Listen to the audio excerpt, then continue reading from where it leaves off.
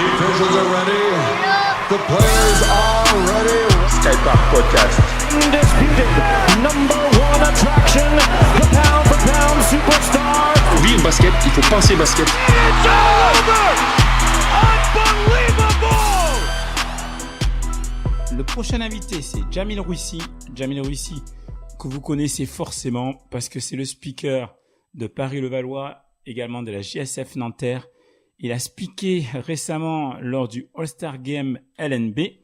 Et chaque été, il a l'occasion de speaker sur de nombreux événements comme le K54, She Got Game. Et puis, il va nous en dire parce que je pense qu'il y en a beaucoup que j'oublie. Donc, on va l'appeler tout de suite Jamil pour discuter avec lui de son parcours, qui nous donne ses impressions sur le dernier All-Star Game. Et puis, comment il mène sa vie de speaker. C'est lui qui a speaké le All-Star Game de cette année ? Yes. Allô, Jamil, comment tu vas ?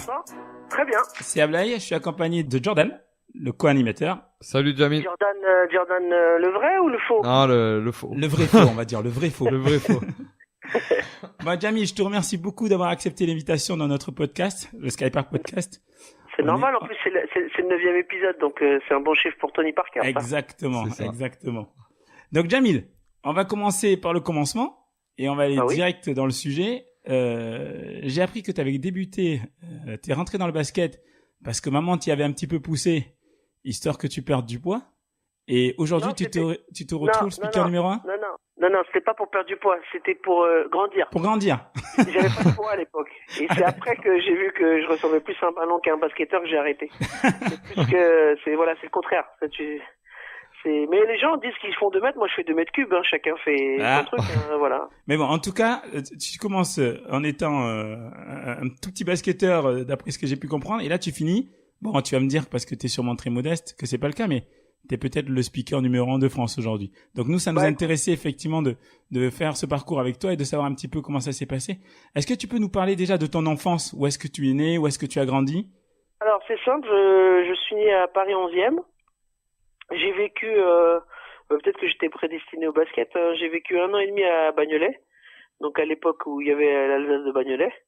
Ça c'est pas, toi t'étais pas encore né, mais c'est des anciens champions de France. Non. Ensuite, j'ai vécu 15 ans à Levallois. Ensuite, j'ai vécu 15 ans à Garges-les-Gonesse. Et enfin, depuis 2011, donc maintenant depuis 7 ans, je suis à Nanterre. Ok, Voilà, d'accord. Et voilà. donc c'est logique maintenant, effectivement, parce que tu es speaker à Nanterre, donc ça paraît logique. Et tu l'es également à Levallois. Alors Levallois, j'ai vécu, alors la plus grande partie de mon enfance, je l'ai vécu à Levallois. Et donc, tu sais, quand on était jeune et qu'on voyait une équipe avec Terence Stansbury, Mustapha Sonko, on se disait, on a la plus belle mairie du monde. Sponsor numéro 1 avec un budget de folie pour du basket. Et c'est vrai que ça faisait rêver à l'époque d'avoir une équipe aussi redoutable qui est arrivée jusqu'en finale de la Coupe de France. Ensuite, l'année suivante, pour des raisons financières, on tombe en Pro B. Et comme j'avais suivi l'épopée de Levallois, quand Ron Stewart avait fait la montée de National 2 en National 1, et j'étais resté à suivre l'équipe pendant toutes ces années. Et puis quand ils sont descendus en Pro B, c'est le comité de directeur qui m'a demandé est-ce que tu voudrais pas être speaker de l'équipe vu que tu connais les joueurs depuis des années. Mais si j'ai bien compris, en fait, tu faisais partie d'un COP de supporters, c'est ça? Ah pas du tout, il y avait pas de COP de supporters à l'époque. On était une poignée une demi-douzaine en fait. On est comme on n'avait pas la majorité et qu'on n'avait rien à faire de nos week-ends, au lieu de faire les cons en bas de nos immeubles, on s'est dit tiens on va aller supporter l'équipe de Levallois, qui en plus elle nous faisait rêver dans le sens où elle jouait bien au basket. C'était tu sais, l'époque de Sonko, c'est un petit peu l'époque où on voit les plus grandes enfin sur les parquets, oui. si je puis dire. Et c'est vrai que quand Mousse arrêtait pas de crosser en face, Nous, ça nous faisait kiffer, quoi. À la limite, qu'on perdait ou qu'on gagnait les matchs, on s'en foutait. Nous, ce qu'on voulait, c'était des actions Du spectacle. spectaculaires. Et la preuve en est, à l'époque, si les gens t'en parlent un petit peu encore aujourd'hui, c'est que les gens venaient pas à 20h au match, ils venaient à 18h30 pour être sûrs de voir l'échauffement de Levallois, parce que c'était un concours de tomards tout le temps.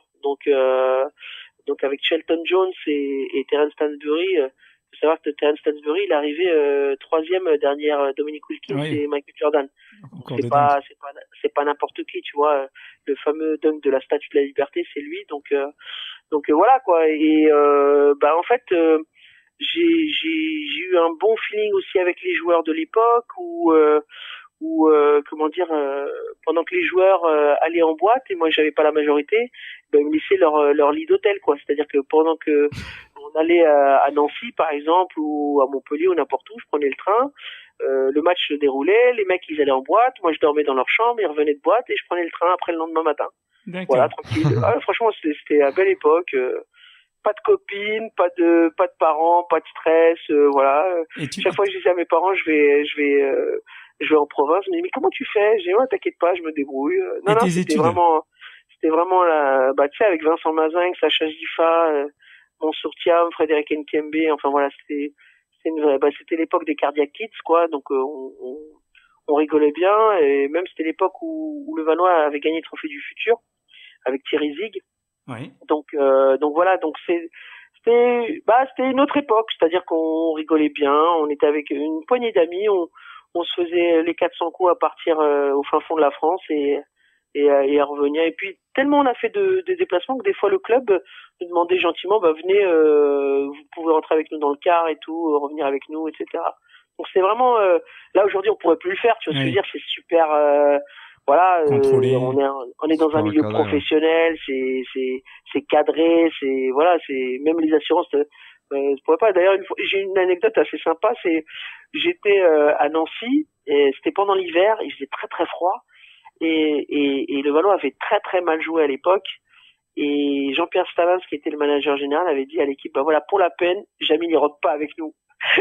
Donc je me suis retrouvé à me taper gentil jusqu'à la gare de Nancy à pied, et heureusement qu'il y avait un train à 2h du matin, mais les mecs ils me disaient au revoir du style désolé dans le bus en disant franchement on a déconné, en gros ils voulaient leur faire culpabiliser la défaite, du style voilà, à cause de vous il y a un supporter qui est venu pour rien et qui va repartir dans le froid, etc. Alors les gens ils avaient trouvé ça pas sympa, tu vois, mais c'est clair. Mais d'un côté ça leur a montré qu'il fallait mouiller le maillot, quoi, tu vois, voilà. Donc c'était, après, sur le coup, j'étais un peu dégoûté. Après, j'en ai rigolé parce que, voilà. T'as compris pourquoi il avait fait? Ouais, bien sûr, j'étais jeune à l'époque, donc je l'ai compris pourquoi il l'a fait, donc c'est. Et donc, du coup, excuse-moi, c'est comme ça que t'es devenu speaker du Paris-Levallois? En fait, à l'époque, ça s'appelait le Levallois Sporting Club Basket. En fait, comme je faisais tous les déplacements avant qu'on me demande d'être speaker, pour eux, ils payaient à l'époque 2000 francs le speaker, tu vois. Ouais. Et c'était en Pro A, et puis maintenant ils se retrouvent rétrogradés en Pro B. On est avec eux une équipe de jeunes avec Steve Essard, Thierry Zig, Olivier Lebrun, que des jeunes, quoi. Donc ça veut dire qu'il n'y a pas d'argent, il n'y a pas de masse salariale, etc. Et donc ils se disent on va pas mettre aussi de l'argent sur un speaker. Et donc ils me proposent en fait d'être autodidacte, quoi, c'est-à-dire de me lancer dans le bain juste sur le fait que je connais les joueurs, quoi, c'est tout. Et en fait, mon premier match qui a eu lieu il y a maintenant 20 ans et 4 mois, parce que c'était au mois de septembre 97, pardon. Les premiers matchs, je bégayais, je faisais des erreurs, j'annonçais les fautes avant les arbitres, etc. Et en fait, ça a été une très bonne expérience dans le sens où j'ai appris sur le moment où on était devant 200, 300, 400 personnes, pas plus, tu vois. Et puis au fil de la saison, on a fait le plein pour une raison très simple, c'est qu'on a terminé invaincu à domicile cette saison-là. C'est-à-dire que c'était ma première année de speaker à Levallois et invaincu. Et on finit même en finale de la Coupe de France où on se prend une trempe de la part de Cholet, on se prend 42 points. Ah oui. Et je rêvais même de faire le speaker à Bercy en me disant ouais, ils vont me laisser présenter mon équipe et tout. Non, c'est mort. j'ai pas eu l'opportunité. Alors tu vois comme quoi, à l'époque, je rêvais de faire Bercy juste pour présenter mon équipe. Et quand tu vois où j'en suis aujourd'hui, ça fait bizarre de me dire j'en suis déjà à 9 All-Star Games. Donc tu vois, ça fait un peu drôle de, tu vois la variable de se dire tiens, à l'époque jamais j'aurais pensé que j'aurais fait autant de Bercy dans ma vie, quoi. Et Donc du coup, après, comment t'es passé justement du speaker qui faisait ça comme ça gratuitement pour le Valois au speaker maintenant qui est demandé pour le All-Star Game? ouais, qui est trop cher, c'est ça que tu veux dire. Peut-être Non, bientôt trop cher, on sait pas. En fait, j'ai un BTS comptabilité gestion à l'École nationale de commerce à Bessières, donc tu vois, je suis pas resté dans le délire du basket. Et puis après, je me suis dit, je voulais faire plaisir à mes parents en termes d'études, quoi. Et puis pour le citer, Alain Decenne, qui est mon concurrent direct au niveau du basket, qui a 10 ans de plus que 11 ans de plus que moi, donc que j'ai vu évoluer avant moi et qui fait une grande carrière et qui a pas fini de faire une grande Qui est carrière. speaker aussi? Ah oui, speaker, c'est le speaker. Alors t'es prêt? Speaker de Strasbourg, speaker de Hier-Toulon, speaker de Quimper, speaker de Dijon. Là, c'est sur la même saison que je te parle. Hein. Il fait le speaker de Nantes aussi. Non, il est là. Si tu regardes la télé, il est speaker aussi de l'équipe de France de handball. Donc tu vois, il est voilà. Et donc il a eu une conversation avec moi parce qu'à l'époque, quand j'ai été embauché à Levallois, j'étais embauché en fait. Gratuitement, c'est-à-dire que j'étais toujours dans le cadre de mes études et moi en fait ce que je voulais c'était uniquement le bien-être et le bon fonctionnement de mon club. Donc en fait je demandais à mon club 20 places par match et je donnais mes 20 places à mes copains, tu vois ce que je veux dire. Donc je les vendais même pas, tu vois ce que je veux dire. Et puis un jour mon concurrent qui est aujourd'hui Alain me voit un jour, il me dit écoute mon petit, tu vas arrêter tes conneries, tu es en train de casser le marché, tout le monde te demande et donc il faut que tu te fasses rémunérer pour ce que tu fais. Donc j'ai à un moment donné j'ai demandé mon dû, quoi, tout simplement. Et par la suite derrière j'ai eu au gré des rencontres un parcours assez incroyable. J'ai fait pour te dire la vérité, j'ai fait 5 matchs à l'Élan Chalon parce qu'ils avaient besoin d'un speaker. Tu sais, des fois c'est pas évident d'être tout le temps là tous les week-ends pour un club, tu vois. C'est très dur pour un club d'être sûr d'avoir quelqu'un à 100%. J'ai fait 5 matchs à Chalon, j'ai fait des matchs à Poissy, j'ai fait des saisons à Rueil, j'ai fait une saison magnifique à Cholet Basket parce que c'est Rémi Delpont qui m'avait recruté à l'époque quand j'avais fini avec les Cardiac Kids, et j'étais intendant et speaker à Cholet Basket et j'avais comme coach Eric Girard. Ensuite j'ai été speaker à Nanterre. Là aussi quand ils montaient de National 1 en Pro B. Et donc j'ai fait toute l'histoire de Nanterre de Pro B jusqu'à maintenant. Et j'ai été viré de Nanterre, j'ai été viré de Levallois, je suis revenu à Nanterre, je suis revenu à Levallois, j'ai fait des piges au Mans en Coupe d'Europe, j'ai fait une pige à Poitiers, donc j'ai fait pas mal de piges.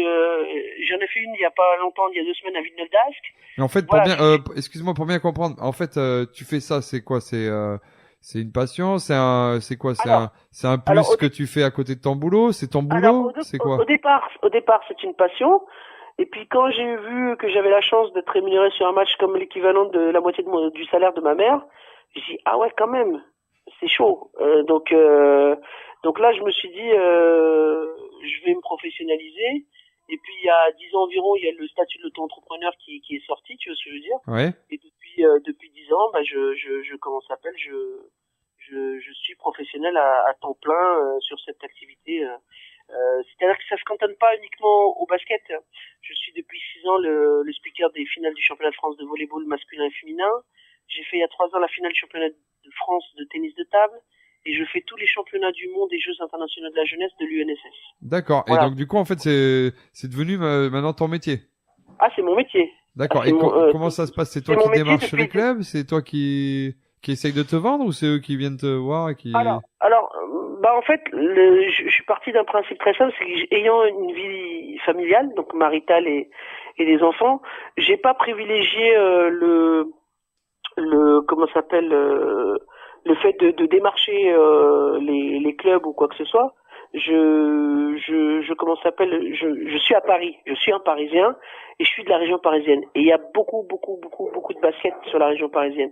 Donc limite si un club ne veut pas de moi, bah après il y en a d'autres qui tapent à la porte, hein, tu vois ce que je veux dire. Ouais, c'est pas un souci, j'ai pas un problème où si j'étais imaginons je suis au JSA Bordeaux, je suis viré de Bordeaux, il me reste plus de peau, tu vois ce que je veux dire, et c'est à 200 bornes, tu vois ce que je veux dire, voilà. Alors qu'à Paris, juste en National 2, t'as 6 clubs en National 2, t'as un club en National 1 qui est Rueil, dont je suis le speaker, t'as 2 clubs en Pro A, voilà, donc j'ai du boulot toutes les semaines pratiquement.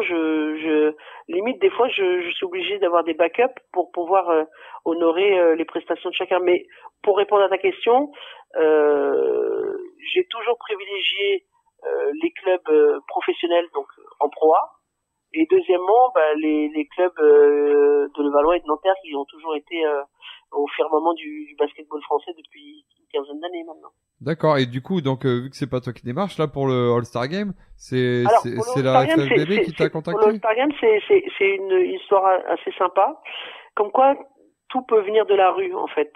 Vous savez que je suis depuis la 4e année ou 5e année du Quai 54, speaker du Quai 54.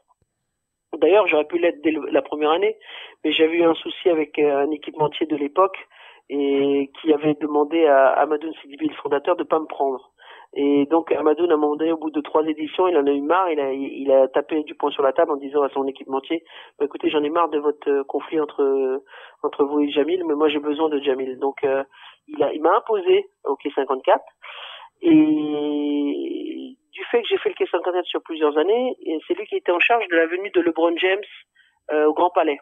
D'accord. Et LeBron James, c'est une diva. C'est-à-dire que ce jour-là, il a pas reçu ses pizzas à l'heure, pardon. Ouais.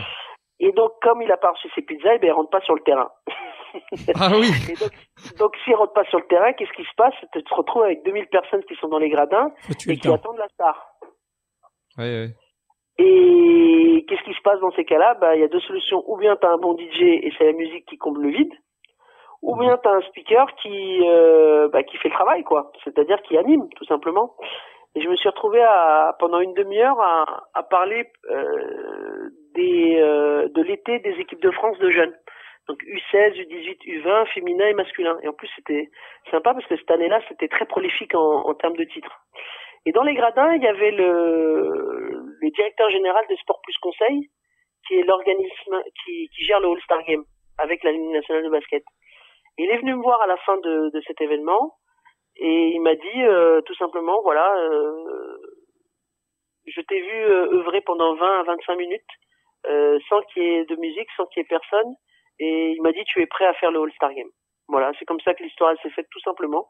C'est au gré d'un événement que j'ai pu faire un autre événement. Et quand j'ai fait le premier All-Star Game, il m'a gentiment dit tant que je serai président directeur général de Sport Plus Conseil, tu feras le All-Star Game tous les ans.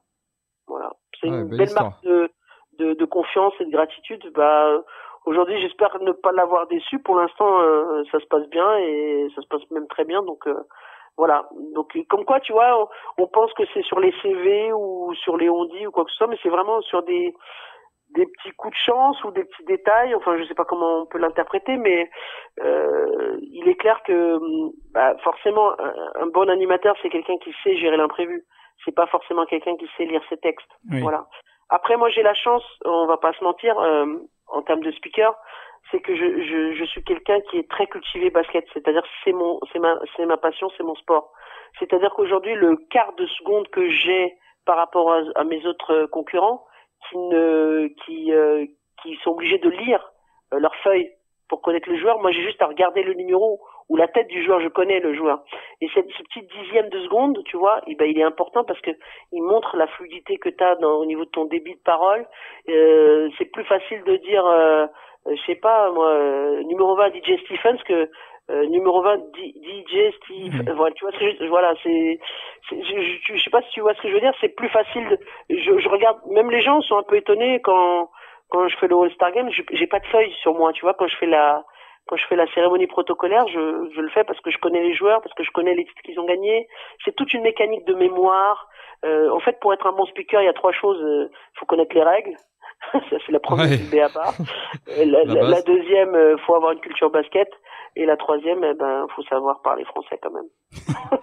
Tu nous as dit tout à l'heure, Jamil, tu nous as dit que c'était un concours de circonstances pour le All-Star Game et que c'était venu un petit peu de la rue. C'est très intéressant parce que tu es aussi un speaker très connu de tous les, on va dire, le monde streetball. Je pense que tu es le speaker de référence puisqu'effectivement tu fais le K54. Et j'ai vu que souvent tu étais impliqué, par exemple, le réseau, c'est toi qui as speaké aussi pour ce tournoi-là. Et ce sont des moments où tu peux plus affirmer ta personnalité et plus montrer, voilà, ton petit côté joueur parce que t'aimes bien vanner, etc. Est-ce que tu peux nous dire quelle est la grosse différence entre le basket fédéral et ce basket streetball? Alors, c'est bien que tu l'analyses comme ça parce que ça veut dire que tu connais très bien ma personnalité parce que il est vrai que je suis chapeauté, formaté LNB. C'est-à-dire qu'aujourd'hui, on me cadre. Il faut que vous sachiez que quand on est speaker en Ligue nationale de basket, on est jugé toutes les semaines. C'est-à-dire ma tenue, mon débit, ma façon d'être, ma façon de parler. On peut dire très bon speaker, très mauvais speaker. Encore hier sur le match de Levallois-Asvel, le commissaire qui vient du Nord m'a dit très bien, rien à ajouter, il n'en faut pas assez. Donc ça veut dire qu'on est tout le temps jugé. D'accord. Quand je fais un match dans la rue, donc type K54 ou type le réseau, il est clair que j'ai plus de barrière, c'est-à-dire j'ai ma liberté, tout en restant courtois et voilà, ça reste fun, tu vois. Je peux vanner, ça me dérange pas, mais c'est pas pour être violent avec la personne, c'est vraiment pour chambrer. Il y a un tournoi que j'aime beaucoup animer, par exemple, c'est le tournoi des anciens qui a lieu sur la région parisienne tous les mois de juin.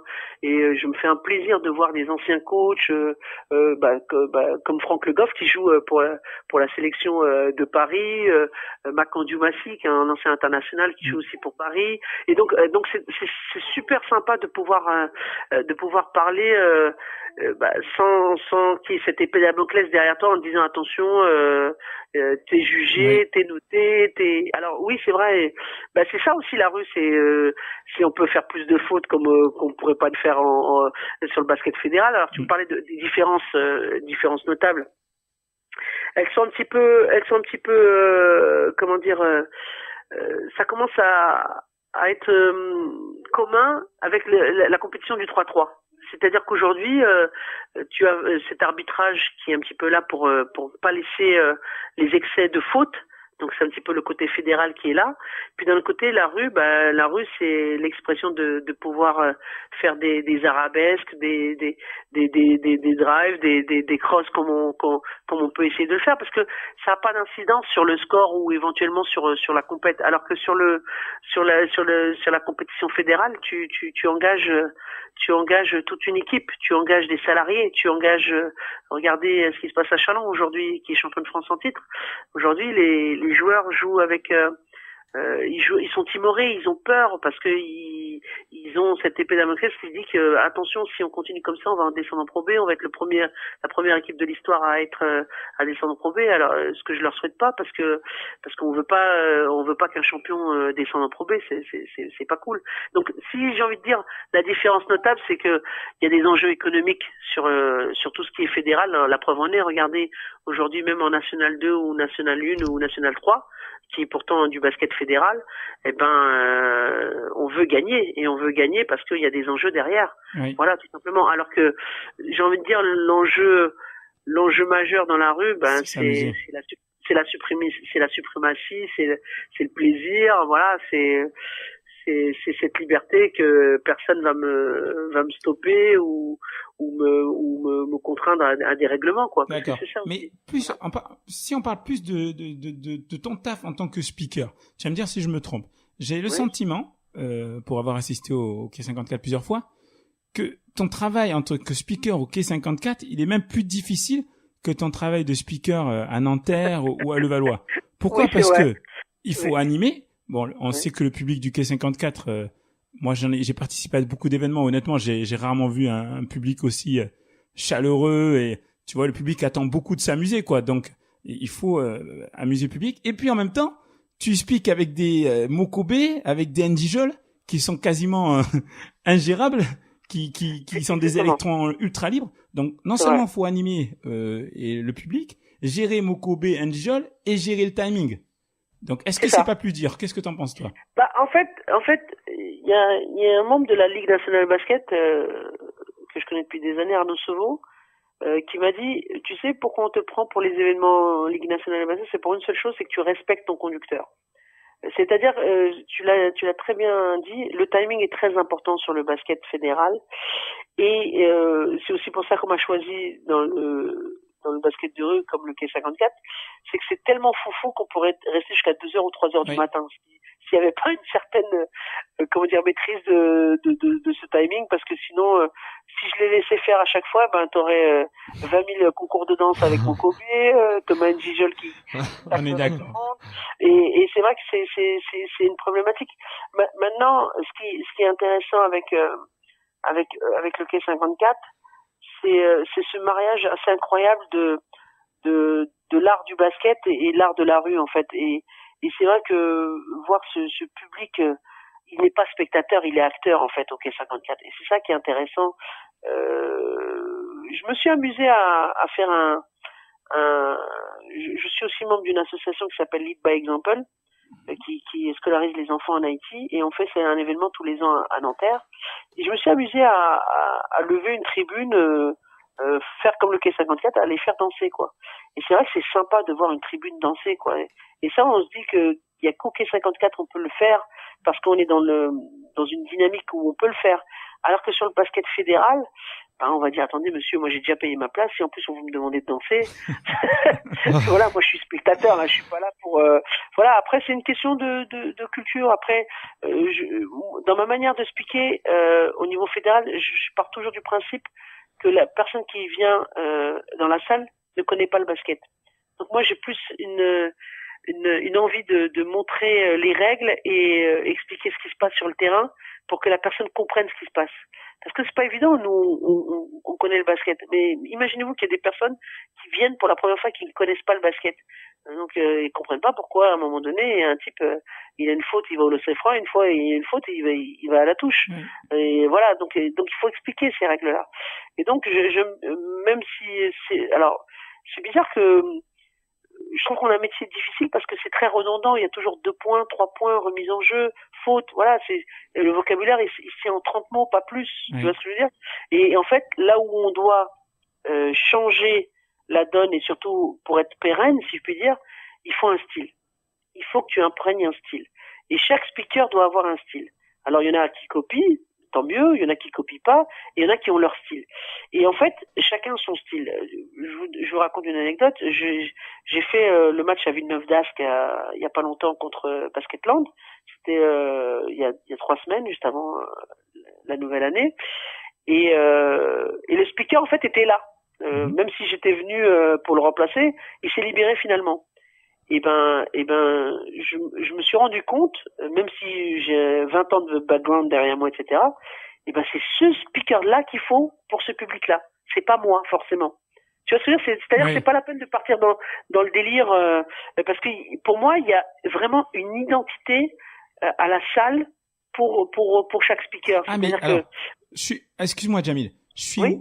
Je suis pas tout à fait d'accord avec toi. Parce que, bon, pour m'être entretenu avec d'autres personnes qui te connaissent, etc., si les personnes pensent que tu es le meilleur, c'est parce que justement, tu as cette capacité à l'adapter aux différents publics. Donc, c'est pas tout à fait juste de dire que il faut un speaker pour un public. Alors, je vais t'expliquer. Le bon speaker, il s'adapte. Non, je vais te dire ça. Alors peut-être c'est le poids des années, j'en sais rien, ou le poids que j'ai, tout simplement. C'est que le speaker qui est là-bas, pour le citer, c'est Johan. Il a 15 ans de moins que moi. Il gesticule, il saute, il va dans le public, il chante avec eux, il fait le foufou. Mais c'est son style. moi, je fais pas le foufou. Est-ce que tu comprends ce que je veux dire? Alors Ouais. oui, je peux faire le foufou quand je suis au quai 54, tu vois, mais c'est mon public, donc je le connais. Là, à Villeneuve d'Ascq, je le connais pas, ce public-là. Tu comprends ce que je veux dire? D'accord. Ouais, C'est dans ok. le sens où le public te connaît pas, effectivement. C'est ça que je suis en train D'accord. d'expliquer. Alors oui, moi, bon, vous avez vu que ça a fait le Tour de France. Ici, c'est Nanterre, voilà, tu Ah vois, ouais. parce que la finale a eu un tel retentissement sur le sport et sur le basket français que ici c'est Bourg-en-Bresse, ici c'est Châlons, ici c'est Strasbourg, voilà, ici c'est partout. Mais moi, j'ai envie de dire, je suis PSG depuis des années. Et quand il y a un supporter de Nanterre qui est venu me voir un jour qu'on était en Pro B, qui m'a dit ouais Jamie, ça serait bien qu'on fasse ici c'est Nanterre comme au foot et tout. Je dis ah ok, pourquoi pas. Mais regarde, tu vois, c'est parti maintenant. Ici, Alors c'est Paris. et c'est vrai que c'est maintenant il y a des gens ils me disent pas bonjour Jamie, ils me disent ici c'est. Voilà donc Monsieur ici, c'est. ouais, ici c'est Bordeaux, peut-être, je sais pas, mais c'est vrai que c'est assez marrant comme histoire. Mais je trouve qu'on a un sport sain, je trouve qu'on a des joueurs sains, mais même les filles, on les met pas assez en valeur, je trouve, parce que c'est elles qui nous font gagner le plus de titres, mine de rien, quand on regarde sur le palmarès sélection nationale. Et on va avoir encore une nouvelle génération quand on voit la fille de Rupert et la fille de Photox, ce qu'elles font à l'INSEP. On a de beaux jours au niveau de Paris 2024. Et c'est clair que pour moi c'est dur. J'ai envie de dire, je préfère rester chez moi à Paris et faire le show dans la région parisienne. Et je préfère former un speaker en province pour qu'il soit bon en province. Je sais pas si vous voyez ce que je veux dire. Je me vois Si, pas. si, oui. En fait, tu préfères aller rester faire, avec ton public que tu connais et qui te connaît, c'est ça? Voilà, c'est ça. Parce que le supporter lambda a besoin de s'identifier avec son speaker. Tiens, c'est le speaker, c'est notre marque de fabrique. Alors imaginez, moi je suis speaker des deux ennemis jurés du basket français, Levallois et Nanterre. Vous voyez ce que je veux dire? Donc Oui. c'est encore Comment plus ça se passe difficile d'ailleurs? pour moi. Hein? Comment ça se passe d'ailleurs pour les derbies? Ah bah pour les derbies, bon c'est très simple. Je dis toujours, je choisis pas entre mon père et ma mère, mais comme les deux m'ont déjà viré une fois et m'ont déjà repris une fois, mais en fait je donne la priorité à celui qui m'a pas viré le dernier, quoi, tout simplement. C'est aussi simple que ça. Donc en là, gros, actuellement, c'est qui là, actuellement? actuellement, bah c'est simple. Quand Nanterre joue à domicile, je peux faire Nanterre-Levallois. Quand Levallois joue à domicile, j'envoie un collègue faire Levallois-Nanterre. D'accord. Voilà. Ok. Mais sinon les derbys sont chauds, hein. Les derbys sont très très chauds et c'est vrai que c'est pas facile à vivre parce que t'as tous les supporters de Valois qui disent alors t'es pour qui? T'es pour Nanterre, et les supporters de Valois alors t'es pour qui? T'es pour le Valois. Ben, c'est vrai, c'est pas évident, mais j'ai toujours la meilleure réponse à leur donner. Je dis je choisis pas entre mon père et ma mère, donc j'ai Ouais, pas de c'est une souci. bonne J'ai réponse. grandi à Levallois, j'ai fait mes armes avec Nanterre, donc voilà quoi. Aujourd'hui je suis peut-être le speaker, non, je suis pas peut-être, je suis sûr, je suis le speaker le plus titré de France sur les 5 dernières années. Voilà quoi, j'ai gagné pratiquement tous les titres avec Nanterre, donc voilà, c'est vrai que il y a que des bonnes choses aujourd'hui. Et puis vous savez très bien que le speaker, c'est aussi la variable de la, comment on appelle ça? Vous savez quand on est fétichiste. C'est-à-dire que je vous donne un exemple très simple. J'ai fait Villeneuve d'Ascq il y a 2 semaines. J'ai gagné, je peux revenir quand vous voulez, hein. Ah oui. Si t'avais Non perdu. mais c'est sérieux. C'est le porte-bonheur. Exactement. Et j'ai un collègue que j'ai envoyé hier qui est le speaker de Gravelines, Franck. Il a perdu avec Villeneuve d'Ascq. Ils le veulent plus. Et ils lui ont dit tu reviens plus, en rigolant. Mais je suis sûr qu'ils l'ont pensé. Tu vois, Moi, je vois. Moi, j'ai une question par rapport aux supporters. Toi Ouais. qui est en relation directe avec les supporters, est-ce que t'as pas l'impression dans le monde du basket que il y a plus des spectateurs que des supporters? C'est-à-dire que vrai. les gens viennent plus pour regarder que pour encourager. Alors, c'est surtout spécifique à Paris. Voilà, on va pas se mentir. J'ai eu la chance d'aller au Portel il y a 3 semaines avec le Valois. Le public, il est là, il pousse, il lâche pas. Limoges, je vous en parle même pas. C'est la cathédrale, donc il n'y a pas photo. Ce que je suis en train de vous expliquer, c'est que c'est spécifique à la région parisienne. À part Nanterre, où j'ai moins de mal à lancer les chants ou à faire une bonne ambiance. Le public parisien est très spectateur. Il n'est pas acteur. Voilà. Maintenant, je vous donne un autre exemple. J'ai fait la finale de volley entre Chaumont et Paris, et j'ai vu les supporters de Chaumont à Paris. Ils ont mis une ambiance de malade à Coubertin. Donc voilà, c'est-à-dire que c'est une question de culture, tout simplement. Et je pense que cette culture-là, elle est née du fait qu'on n'a pas une culture universitaire. Si on avait une culture, vous voyez ce que je veux dire? C'est-à-dire si on avait une culture, si on avait une culture universitaire comme les États-Unis, je me rends compte, dans des salles, j'entends des gens dire à des supporters qui sont à côté de moi, s'il vous plaît, vous pourriez vous asseoir là, c'est un match, quoi. et maintenant, vous vous rendez compte qu'on est obligé de mettre sur les billets ou sur les sites internet, attention, ici c'est la tribune des supporters, ils sont susceptibles de se lever, faire du bruit, etc. Donc ne venez pas ici. Tu vois ce que je veux dire? Donc c'est-à-dire, il faut maintenant, c'est tellement aseptisé qu'il faut maintenant prévenir dans quelle tribune il faut aller, où il faut pas aller. Alors que voilà, alors maintenant il y a un moment très spécifique où tout le monde encourage, c'est les playoffs. Les playoffs, là, t'es obligé de faire du boxon. Si tu fais pas du boxon, tu restes chez toi, quoi. C'est pas la peine. Voilà, quoi. Mais les matchs de saison régulière, mis à part le derby qui est chaud, il faut pousser, quoi. Ça c'est sûr. Alors regarde, hier, si tu regardes le match de Levallois-Asvel, on a eu la chance que le club a ramené une fanfare. Il n'y a pas la fanfare, je rame. Voilà. Ça c'est clair. Mais après j'ai envie de vous dire, quand j'ai commencé à Nanterre, c'était pas si excitant que ça. C'était pas chaud. C'est-à-dire aussi, je pense que c'est aussi un apprentissage, et c'est pour ça qu'il faut garder le même speaker. Oui, parce que le public apprend à te connaître aussi, oui. Et voilà, et c'est les gimmicks, comment ça s'appelle, les années aidant, cette ambiance-là va monter en puissance. C'est pas faux. Voilà. Je vous donne un exemple très simple. Aujourd'hui, la mode, c'est le clapping. Alors, moi, je suis pas très friand du clapping, mais bon, c'est le clapping, c'est comme ça. Alors, les gens vont vous dire ça vient d'Islande, parce qu'il y avait l'euro, on l'a vu à l'euro. Les gens vont dire attends, non, ça vient du loup, le rugby. Après, on va dire non, ça vient de Lyon, les Green Guns, enfin les Guns de comment ça s'appelle de Lyon. Aujourd'hui, on est obligé d'avoir, avec notre public, des moments d'interaction.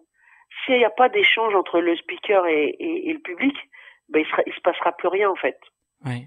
Et c'est ça qui est important aujourd'hui dans notre sport, c'est qu'on a besoin qu'il y ait du liant entre le speaker et le public, et surtout le public et l'équipe. Je vais pas vous mentir, c'est plus facile pour moi de mettre de l'ambiance quand l'équipe sur le terrain, elle donne tout. Ouais. Elle mouille le maillot. Moi, ça m'est arrivé une fois dans ma carrière où Nanterre a sifflé ses joueurs, c'est contre Charleville en Pro B il y a des années, parce que les mecs ils s'en foutaient du match. Donc les gens, quand ils voient que tu te mets en 4 pour gagner un ballon, ils vont s'exciter. Mais s'ils voient rien, ils vont pas d'envie, tout part du terrain. Nous, en fait, on est juste un relais, en fait.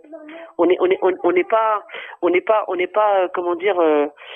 Moi, tout le monde pense que c'est moi qui fais un bon match, mais moi, j'ai envie de dire, c'est tous les ingrédients qui font qu'on ait un bon match. Les joueurs, en premier, parce que c'est eux qui mettent le ballon. C'est un ensemble, en fait. Oui, mais c'est un ensemble. Je veux te dire,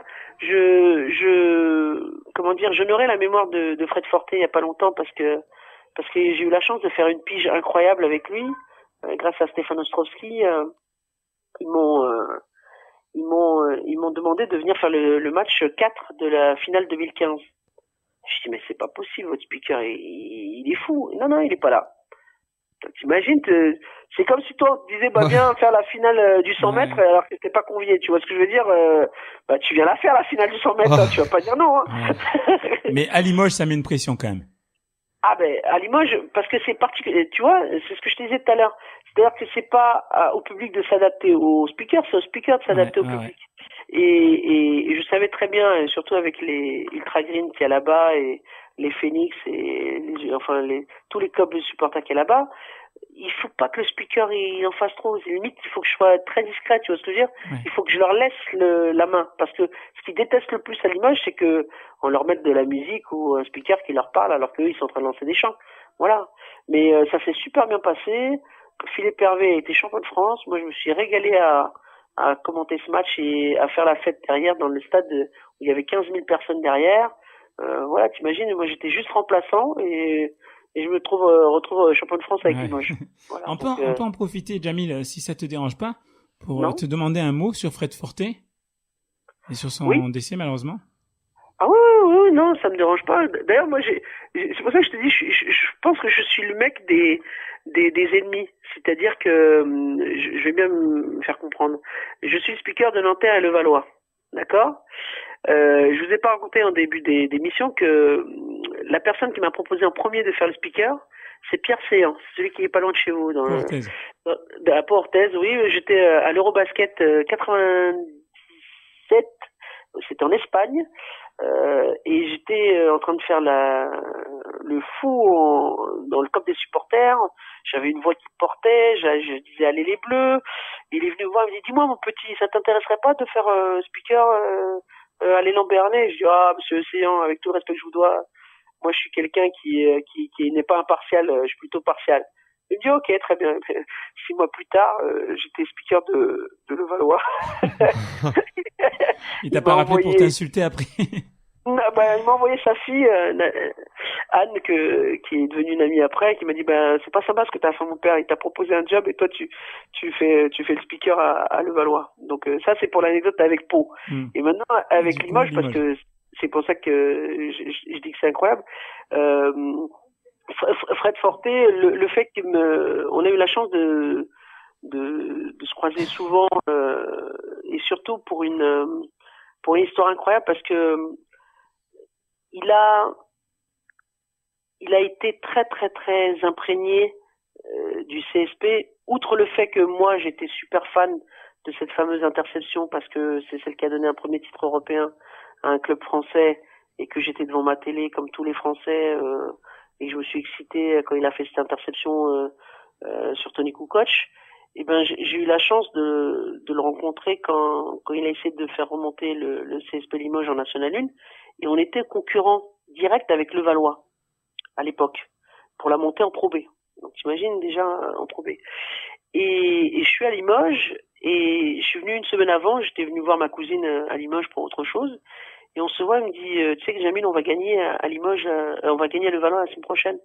Et je lui dis Fred, je pense que tu vas perdre. Il me dit c'est pas possible ce que tu me dis, parce que la salle elle va être limougeuse, il y aura personne à Marcel Cerdan. Je dis Fred, tu gagneras pas ce match-là parce que c'est moi qui vais la remplir, la salle. Il me dit c'est pas possible. Et le club de Levallois m'avait donné 2000 places. Et j'avais rempli la salle de Marcel Cerdan, et on gagne de 2 points contre Limoges. Et je laisse Fred pleurer dans les vestiaires de Levallois. Ça m'avait marqué parce que j'ai gagné, tu vois ce que je veux dire, le match, tu vois, et je savais que même en perdant à Poitiers la semaine suivante, on allait monter en Pro B. Et tu vois comme quoi le destin il est assez incroyable, parce que finalement il a fait un pas en arrière en fait en perdant ce match-là contre le Levallois, parce que c'était le match à pas perdre, tu vois. Et il s'attendait pas à ce que le Levallois gagne ce match-là, et surtout avec les tribunes remplies, tu vois. Moi, j'avais fait mon job avec le Levallois, je savais que avec mon réseau, j'allais remplir cette salle-là, et en plus j'étais speaker de ce match-là, et on gagne le match. Derrière, il s'est pas démonté, il a travaillé, il a fait monter son club, il est champion de France de Pro B, il remporte le championnat de France de Pro A. Il aurait pu ne jamais me rappeler, tu vois ce que je veux dire, Jordan. Je peux dire, écoute, ce mec-là, c'est quand même un moment de ma vie où ça m'a stoppé, tu vois ce que je veux dire. Quand je dis moment de ma vie, c'est professionnel, hein. C'est pas personnel ou quoi que ce soit, tu vois. Sinon, et s'il m'a appelé, c'est que il aurait pu prendre Alain de Seine, hein, tu vois ce que je veux dire, mon concurrent. Mais le problème, c'est que il avait quand même le nez creux, c'est que Alain de Seine était le speaker de Strasbourg, donc il n'allait pas prendre le speaker de Strasbourg pour faire le speaker de Limoges un match contre Strasbourg, tu vois ce que je veux dire. C'était pas logique, tu vois ce que je veux dire, c'est normal. J'aurais pas compris. Ouais. Voilà, donc quand il m'a pris, j'ai appelé mon président de l'époque, Jean Donadieu, toujours président de Nanterre, pour avoir son autorisation, tu vois. C'est pas le mec, j'ai fini la saison avec Nanterre, il me voit à la télé en train de faire Limoges-Strasbourg, tu vois. Il faut aussi un minimum de déontologie et de courtoisie. Donc j'appelle mon président à Nanterre et il me dit ouais, Jamil, c'est bon, t'as mon accord, tu peux y aller, quoi. Donc voilà, Fred Fortet, c'est-à-dire que j'ai en plus entre-temps, donc entre ces deux moments-là où il perd contre moi et il me donne l'opportunité de faire champion championnat de France en 2015, il y a le championnat du monde UNSS de basket qui a lieu à Limoges. Et c'est lui qui va me chercher à la gare de Limoges pour qu'on fasse la conférence de presse et le tirage au sort du championnat du monde. Bon, il n'a pas été Tu vois, rancunier en tout cas. Ah oui. Ah non, mais c'est quelqu'un d'anti. Alors après, tu sais, les hommages, etc. Moi, je veux être très clair là-dessus. C'est quelqu'un d'entier, Fred. C'est pas quelqu'un qui caresse le sens du poil. C'est quelqu'un qui est cash. Tu sais, moi, comme on dit, hein, d'un dauphin, t'en fais pas un requin. C'est Laurent Serrat. Ouais, Voilà, ça, elle est connue, ça. Voilà. Je veux dire, voilà, c'est des forts caractères. C'est des gens qu'on a eu besoin à la fois sur le terrain et en dehors du terrain.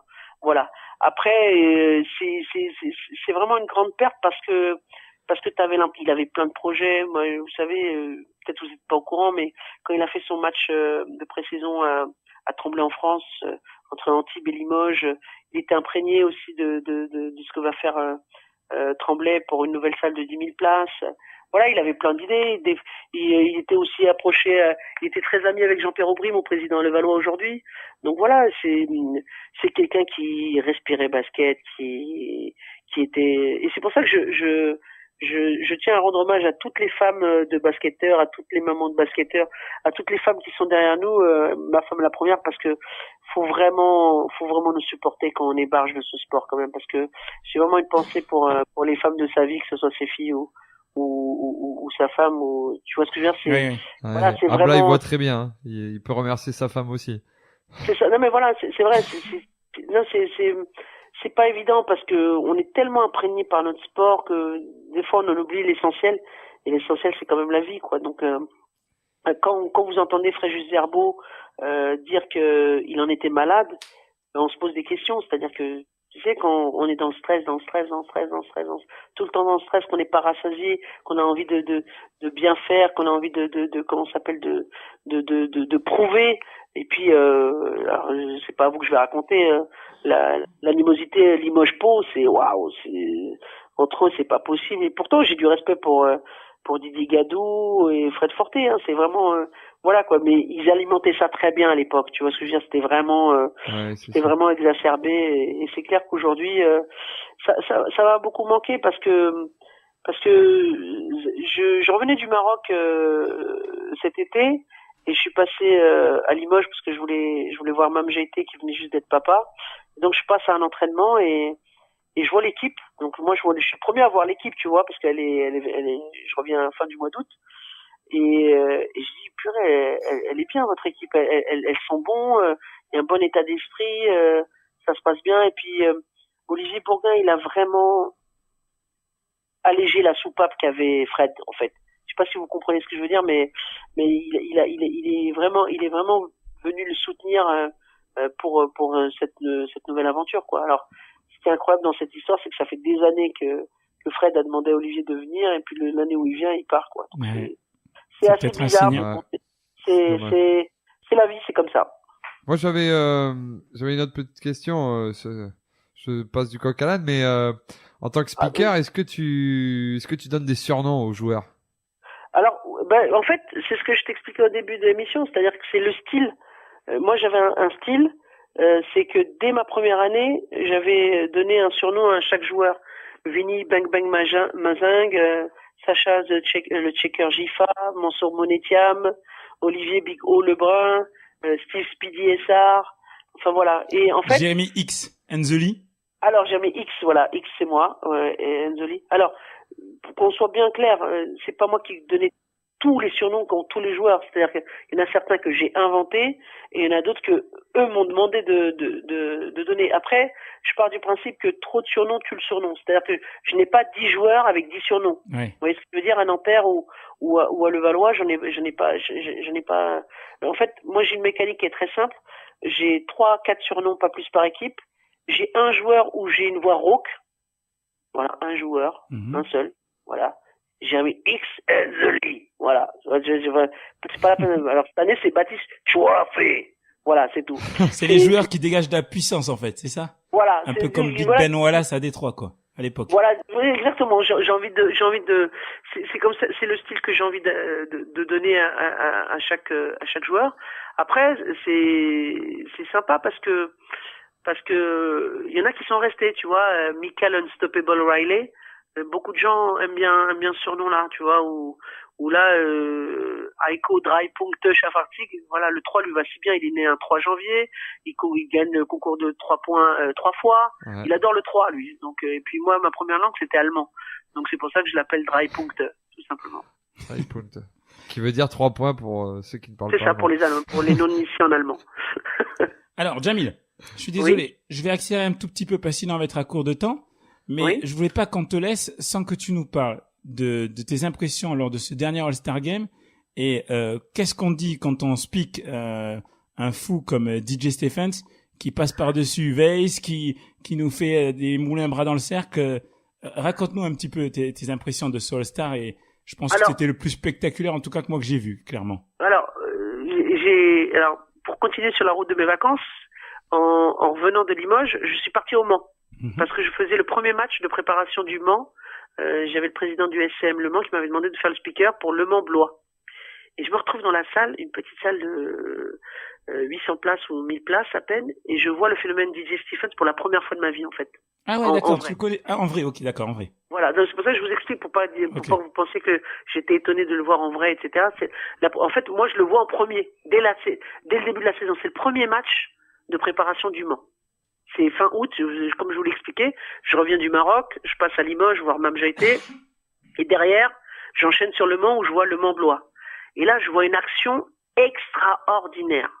C'est celle qui a alimenté les réseaux sociaux du Mans pour dire, venez, il y aura du spectacle cette année. C'est très simple. Sur l'action, il commence à contrer au-dessus du carré, du panneau, et derrière, il fait il court et il reçoit un alley-oop. J'ai jamais vu ça. J'ai vu la hauteur. J'ai dit non mais c'est pas possible. Même dans mes rêves les plus fous, j'ai vu Kadourziani faire il a une détente Kadour, tu vois ce que je veux dire, voilà. Mais lui, c'est abusé. C'est vraiment abusé. Et là, j'ai dit à tous les gens du Mans, lui, s'il fait pas l'All-Star Game, je peux pas être speaker. C'est impossible. Lui, il faut qu'il y soit. Il faut que les gens le voient. C'est abusé. Et donc, j'ai pas voulu mettre de pression parce que tout le monde m'a dit, écoute Jamil, nous on le savait parce qu'on l'a vu en préparation, on l'avait vu parce qu'il a un historique le gars, mais c'est super génial de le voir en vrai. Moi, je dis à toute la France, si vous avez la chance de voir un match du Mans à côté de chez vous, allez le voir. C'est abusé. Même, venez à l'échauffement. Juste à l'échauffement. Ouais, le mec, non mais, ça fait longtemps que j'ai pas eu tu sais, quand quelqu'un te procure du plaisir, tu vois ce que je veux dire? C'est même plus une question de, gagner, perdre, etc. Mais gars, tu te rends compte, moi, t'imagines l'action que j'ai eue, moi, à Levallois, chez moi, quand le mec, il tape le panneau, etc. Mais j'étais le speaker adverse. Mais je voulais m'enflammer, je pouvais pas. Ça a dû être le pire moment de ta vie, celui-là. T'imagines le truc de ouf. Et en plus, t'as Rémi Lesca qui fait le vénère derrière en disant, respectueux, etc. Mais je voulais dire, gars, c'est le spectacle, mon frère. mais tu vois ce que je veux dire, et en plus l'arbitre derrière qui siffle reprise de dribble, je dis non, pas ça. Ouais. Et d'ailleurs, pour te dire la vérité, l'arbitre qui siffle reprise de dribble derrière, il fait le All-Star Game, c'est Jean-Charles Collin. Il regrette. Je dis les gars, je dis les gars, c'est pas grave si aujourd'hui il a marché, ouais. on oublie. Non, voilà, c'est vraiment extraordinaire et je sais que c'est le bon Dieu qui lui a donné ce don-là parce que il est waouh. Franchement, je sais pas si vous avez eu la chance. Vous l'avez vu à la télé, mais en vrai, c'est encore plus abusé. En vrai, c'est phénoménal. De la preuve, regardez, vous avez vu, il est passé au-dessus de Fred Weiss, sans même s'appuyer dessus. C'était même pas prévu, rien du tout. Il a fait comme ça, tranquille. Alors pour le coup, c'est vraiment. Alors parce que moi, je suis dans l'organisation. Boris avait cette idée-là depuis la veille. Ils avaient demandé quand même à Fred Weiss parce qu'il fallait quand même son accord à Fred, etc. Mais le DJ Stephens, lui, était pas au courant. Ouais, c'est vraiment l'impression que ça donne. D'ailleurs, même moi, dans le casque, on me dit Jamil, enchaîne.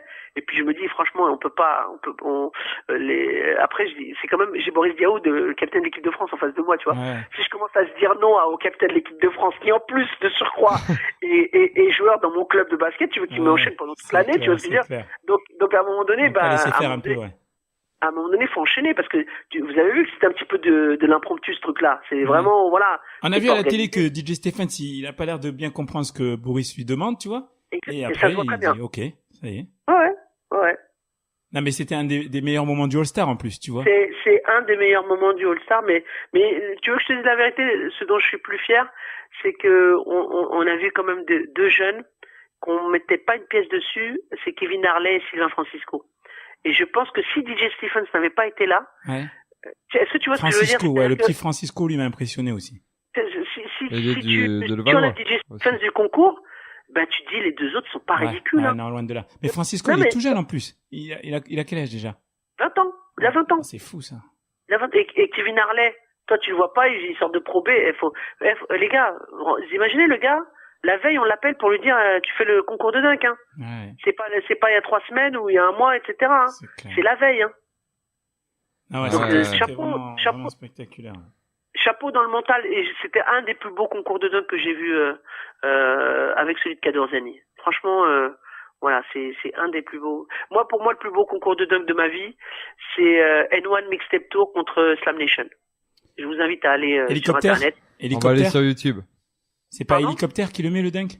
C'est ça, exactement. Ouais, je vois duquel tu parles. On va aller Voilà. sur YouTube voir ça, pas de problème. Jamil, quel est le public qui t'a le plus impressionné? Est-ce que, moi je pensais que t'allais me dire l'Afrobasket, mais est-ce que c'est le cas, déjà? Ah, le public de l'Afrobasket m'a impressionné. Enfin, la finale Tunisie-Nigeria, oui. Parce que le Ah public africain, on sait qu'il est très, très, très, très, très chaleureux. Et surtout tout ce qui est Afrique noire, tu sais, Sénégal, Angola, Mali, tu vois ce que je veux dire, ils sont là avec leur tam-tam et tout, ils sont pas spectateurs, ça c'est sûr. Et c'est vraiment le public qui t'a le plus impressionné? Ou je t'ai forcé un peu la main à dire ça? Non, tu parles de quoi? Sur toute ma vie, tu veux dire? Ouais, sur tout ton parcours. Écoute-moi, sur mon parcours, tu vas pas me croire, c'est pas loin de chez vous. La plus belle ambiance que j'ai vécue, France-Slovénie à Pau, 99. D'accord. Vous étiez pas allés peut-être, j'en sais Si, rien. on était là. Quand même. Oh, Jordan, il était déjà majeur. Non, mais C'est ça. ce que je veux te dire, c'est Gérard Bouscarel, le speaker emblématique de Pau. C'était une ambiance phénoménale. Comme quoi, finalement, on va pas se mentir, les gars, c'est quand t'as la nation, quand t'as l'équipe de France, c'est là où ça doit péter, tu vois ce que je veux dire, etc. Malheureusement, je vais pas vous mentir, je pourrais pas vous dire, parce que ça a été peut-être mon plus gros regret, ma plus grosse déception dans ma vie professionnelle, je n'ai pas été, pourtant je suis un fervent supporter des Bleus depuis des années, mais c'est la seule compétition que j'ai volontairement et que j'ai pas voulu aller voir, c'est l'Eurobasket 2015 à Lille. J'ai été tellement déçu de pas avoir été pris à cette compétition que j'ai blacklisté la compète. C'est-à-dire que j'ai même pas regardé. Voilà, j'ai laissé j'avais trop mal, trop mal, j'étais trop dégoûté de pas pouvoir le faire et ça m'avait un peu chagriné dans le sens où le comité de sélection m'a dit vous n'êtes pas pris parce que vous n'avez pas d'expérience. J'ai dit d'accord, ok, pardon, excusez-moi. Donc maintenant, quand je vais postuler, je vais dire voilà, moi j'ai fait un Afrobasket et en plus je l'ai gagné avec la Tunisie. Donc maintenant j'ai d'expérience. Mais Ouais, l'Eurobasket c'est mon plus gros regret. De ne pas avoir fait l'équipe de France et surtout avec Tony Parker et la génération qui me connaît quoi. Ouais, Ouais. je comprends. Voilà, c'est juste ça. Alors oui, je vais pas mentir non plus, on m'a demandé de faire le fanfaron des cartons, tu sais, à la mi-temps, l'animation. Non, j'ai dit non, c'est plus de mon âge. Moi, ce que je veux, c'est être Monsieur Loyal. Et quand je vois que les deux personnes qui ont été prises, elles ont pas 5 ans de pro A ensemble, ça m'a un peu foutu les boules, pour vous dire la vérité. Mais bon, Ouais. après, faut avancer, faut pas rester là-dessus. Moi aussi, j'ai gagné des titres, j'ai fait des bonnes choses avec l'Euroleague, avec Nanterre. Je fais le match des champions, je fais les finales LNB, je fais le K54, je fais le All-Star Game. Donc, je suis pas à plaindre, vous voyez ce que je veux dire. Mais ne pas faire dans ton pays l'Eurobasket, alors que le match France-Espagne est fait par un Espagnol, ça m'a foutu les boules. Ça m'a Ouais. grave foutu les boules. Quand t'entends à la télé Tony Parker, alors que moi je suis français, ça m'énerve. Grave. Est-ce que vous Ça, auriez je compris comprends. Non, mais que ça- Jamil soit en Espagne pour le match France-Espagne quand on Ouais, gagne ça aurait été voilà, étrange. voilà. Ça aurait été Ça étrange. c'est non, c'est pas étrange, c'est politique les gars. Oh, faut pas se leurrer hein. Réveillez-vous hein, c'est pas le monde des bisounours hein. À un moment donné, faut être clair et net. Donc maintenant moi je sais très bien que la FIBA n'a rien à me reprocher que je fasse le match européen à Nanterre ou à Levallois. Ils sont faits en français et en anglais. Donc on vienne pas me dire il faut ramener des gens de l'extérieur, etc. parce qu'on peut pas le faire en anglais. Eh les gars, La NBA, elle est venue 2 fois en France. 2 fois, elle a fait appel à moi. Il n'y a pas eu de souci. Donc, à un moment donné... Oui, t'as expliqué pour NBA Europe, oui. Voilà, donc quand tu as eu Minnesota contre New York et Miami contre New York, j'étais à Bercy, il n'y avait pas de problème. Non, ce qui est frustrant, c'est de se dire, c'était magnifique. Franchement, en termes de parcours, je me suis dit, oh là là, t'imagines, j'ai commencé en Espagne en 97 et en 2015, 18 ans plus tard, je vais peut-être faire l'Eurobasket chez moi en France. Parce qu'il fallait quoi? Il fallait 3 critères, il n'y en a pas 36. Le premier, il fallait parler en anglais. Ça, j'y étais. Le deuxième, pour te dire la vérité, même juste pour rigoler, pour te dire que j'étais motivé, j'avais perdu 20 kilos exprès pour cette compétition. Pour pas qu'on me dise, ouais, écoute, là, t'es un peu gros, ça va pas être bon pour toi, etc. Tu sais, je voulais pas donner une once d'espoir pour dire, tiens, il est pas, voilà, tu sais. Et à la fin, on dit quoi? T'as jamais fait de phase finale d'Euro. Ah, excuse-moi, d'accord, pardon, merci. Et quand tu vois que les personnes qui ont été prises n'ont jamais fait de phase finale d'Euro, si maintenant, malheureusement, eux, ils en ont fait une, mais ils l'ont pas gagnée. C'est ça le problème. Moi, j'aurais voulu qu'ils la gagnent, tu vois. Et je me serais tu vois. Bon, tu sais ce que je te souhaite, Jamil, pardon. Oui. C'est que en 2024, tu sois toujours là et que ce soit toi qui nous régale pendant les Jeux Olympiques. Ça pourrait rattraper le coup, non? Mais c'est prévu dans mon parcours. Vous êtes pas au courant, les mecs? Super. C'est prévu dans ton parcours. Eh ben, parfait. Est-ce que c'est Non, mais vous êtes pas au courant? Écoutez-moi bien. Vous savez quand est-ce que j'ai fait l'équipe de France la première fois de ma vie? Ouais. C'est quand? Non, je sais pas. C'était chez vous, France-Turquie, France-Espagne, en 2000. D'accord? Ouais. La deuxième fois que j'ai fait l'équipe de France, c'était quand? On the road to London, 2012. À vous de faire le calcul. Je suis en équipe de France tous les 12 ans, les gars. Donc rendez-vous. Parfait. 2024, c'est la bonne. Ouais, juste. Donc tu vois, je laisse tout le monde de faire ce qu'ils veulent, mais moi en 2024, Inch'Allah, comme on dit chez moi. Inch'Allah. Franchement, c'est tout ce qu'on te souhaite, Jamil. Mais c'est tout le mal que je me souhaite aussi. En plus, en 2024, je fêterai mes 50 ans. Donc ça peut pas être mieux comme en time. plus, tu peux toujours être à 50 ans. Je voulais juste conclure, Jamil, en disant, parce que t'es bien modeste pour le dire, mais je pense par rapport à ce que j'ai pu entendre, et parce que moi je t'ai vu aussi, je t'ai vu speaker. Je pense que t'es le meilleur speaker de France. Et si je me trompe, j'espère qu'on m'en voudra pas, mais moi c'est ce que je pense. Et t'es un petit peu comme le Michael Buffer de la boxe maintenant. C'est-à-dire que tu fais pas Voilà, exactement. Tu fais partie entière de l'événement. Tu vois, Michael Buffer, s'il y a un gros combat de boxe et qu'on le met pas, c'est bizarre. On dirait que c'est pas un gros combat de boxe. Et je pense que toi, c'est un petit peu ça maintenant. Je pense que si à un All-Star Game, il n'y a pas de Jamil, ou si à un K54, il n'y a pas de Jamil, de suite, ça sonne tout de suite un peu moins bien, quoi. Donc voilà, je voulais te dire ça et te remercier encore. On dit toujours, je m'appelle Jamil, mon deuxième prénom c'est Patience, et mon troisième c'est Modeste. Donc après, je peux pas avoir, enfin, c'est pas un manque d'ambition de ma part, mais j'ai pas la prétention de dire, je préfère laisser le parcours parler pour moi, tu vois ce que je veux dire. Ouais, Après,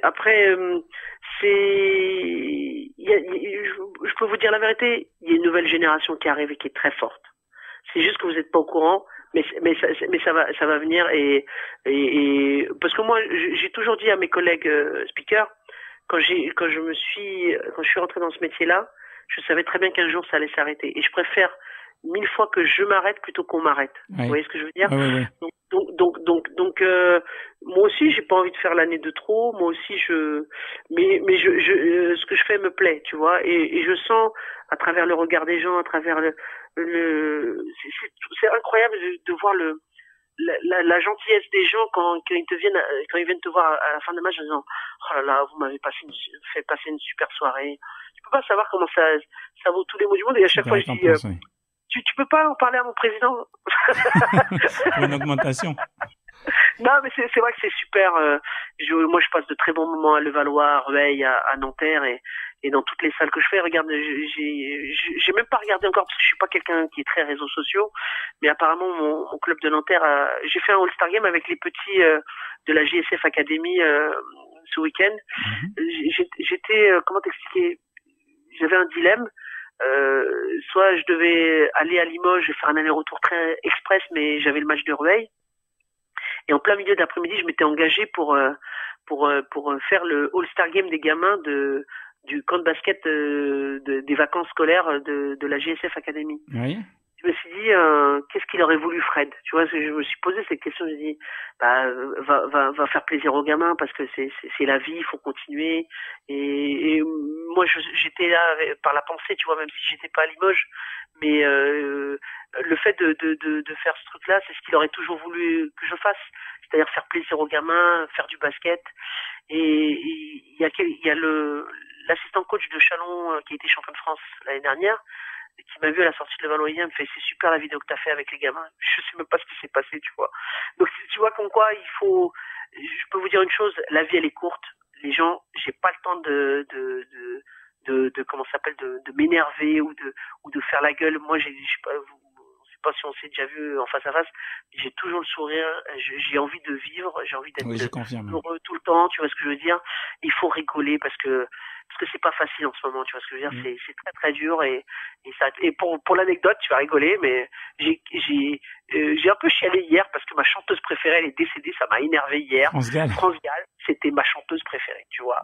Tu vois comme quoi les gens me disent ouais lui il doit être Snoop Doggy Dogg ou tu sais non, ma chanteuse préférée. Moi, c'était France Gall. Non, voilà. Moi, je rigole jamais d'un décès. En plus, j'aimais bien France Gall aussi. Donc... Non, mais bien sûr, il y a pas réglé d'un décès, mais c'est vrai que on s'attend pas à ce que tu sois fan de France Gall, c'est vrai. On a fait un pataquès sur Johnny, mais j'aimais bien Johnny aussi, tu vois. Mais on devrait faire autant un pataquès pour France Gall. Ouais. Je te jure. Parce que elle aussi, il y a plein de mélodies qu'on a dans la tête. Par contre, ce qui me fait sourire, Jamil, c'est que on est parti de ta carrière à toi, on termine par France Gall. c'est un peu marrant. Ça fait partie de ma vie aussi. En passant par le quai 54. C'est vrai, ça fait partie de ta vie aussi. Ça fait partie de ma vie aussi. En tout cas, merci beaucoup, Jamil. C'était hyper intéressant. Et puis, la vie est belle, hein. Donc, toujours enjoy, hein. Yes. Parfait. Faut y aller. Et tiens, pour un petit délire, un petit scoop, je vais me faire des vraies vacances. Là, je pars le mois prochain pour la première fois de ma vie. Je vais aller voir le All-Star Game NBA à Los Angeles. J'ai jamais fait ça de ma vie. Alors, je veux dire comment est le speaker. Est-ce qu'on pourra te rappeler, Jamil, pour avoir tes impressions à ce moment-là? Ouais, y a pas de souci, ouais, hein. Parfait. Mais pas promis, on te rappellera pour savoir comment ça s'est passé et tu nous donneras tes WhatsApp, impressions hein, inside. Tu pas mon forfait, mon frère. Sur WhatsApp. Ça marche. Ça marche. On t'appellera à ton bien, retour. en tout cas. Prenez soin de vous et puis bonne continuation. Merci, et puis pour vous dire la vérité, un jour j'avais dit avant de me marier, j'ai dit j'aimerais bien vivre dans le sud-ouest et Bordeaux c'est une ville que je kiffe grave. Ben mais écoute, bon, viens. Hein. Il y a besoin d'un speaker au JSA, je pense. Écoute, je leur demanderai à Boris s'ils remettent des billes, mais ça m'étonnerait.